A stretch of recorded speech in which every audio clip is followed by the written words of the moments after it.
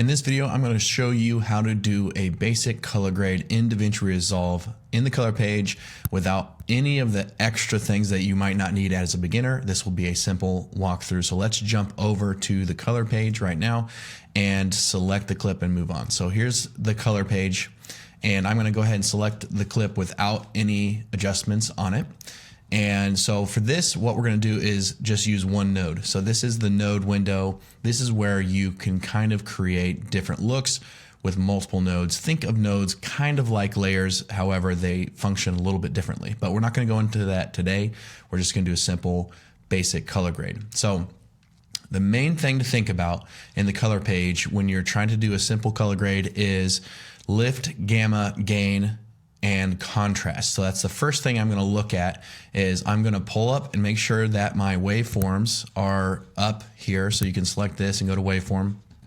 And the reason I'm going to do that is because I want to see where all the information on my clip lands within the scopes of the waveform. So you can see here, this is a very flat image I downloaded from Pixels, and you can see right here on the screen the credit for who actually uploaded that and filmed this clip.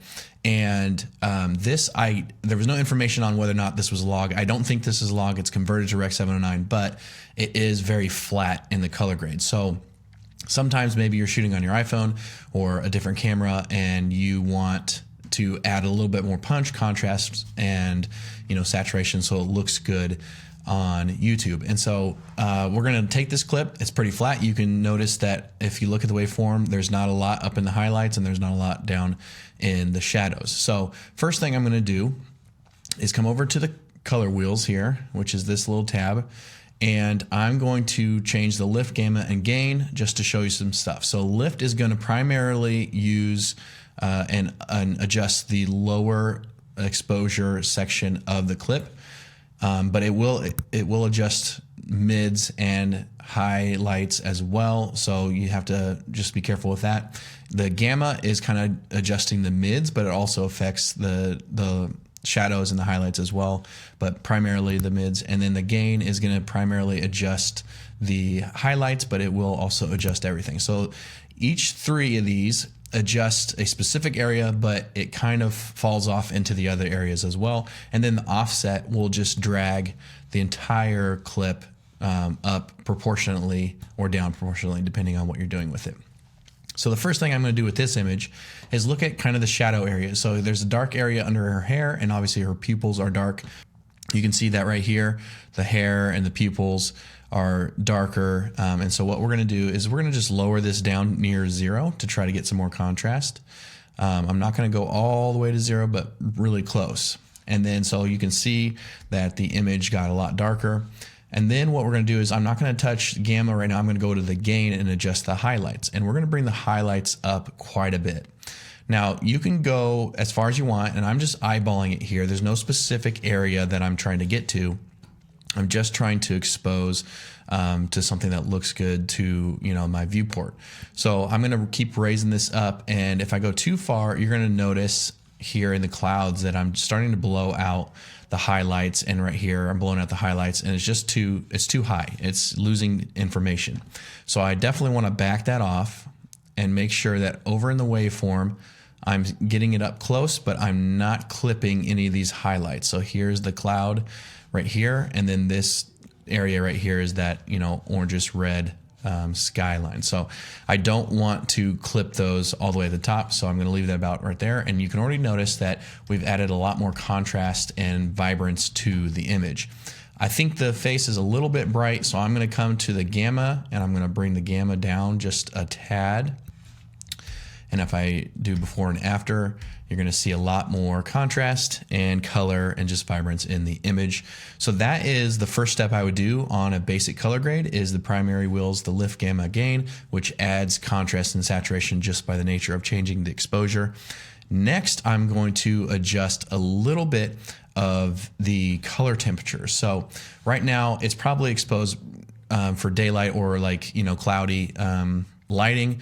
But I'm going to add a little bit more warmth. I want a little bit more warmth on her face, and so I'm going to adjust this temperature over to maybe, let's say, 120. and then maybe a little bit more magenta. And so you can see it adds a little bit more warmth to the face. Now I'm going to show you real quickly how to make sure that your skin tones aren't getting weird.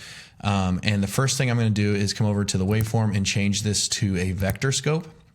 And this gray line on the vector scope is for skin tones. So you can come in here and do different adjustments to see the thing. So like if you don't have the skin tone indicator, click these little 3 lines and select show skin tone indicator. That way you can see this. And let me make this bigger.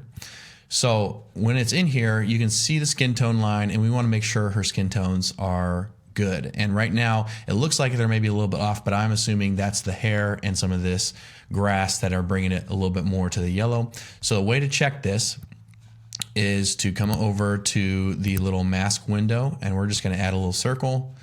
I'm going to make the circle small and just put it on her cheek here.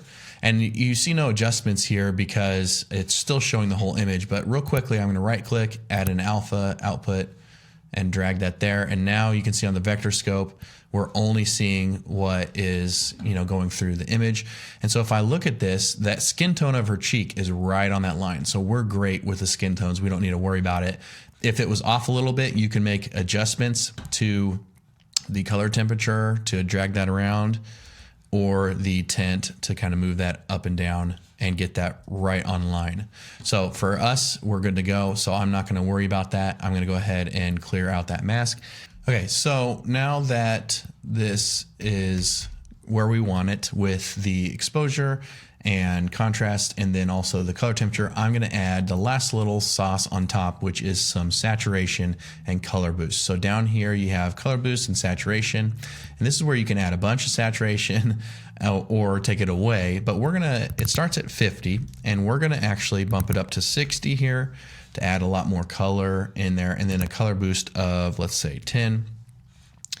And so I'm just eyeballing it here. I'm kind of looking at this image and making sure that it looks good. This is a little bit too much to me, so we're just going to bring some of the back. And that's something that I would always say to do, is add a little bit and then bring it back. So you don't want to overdo things.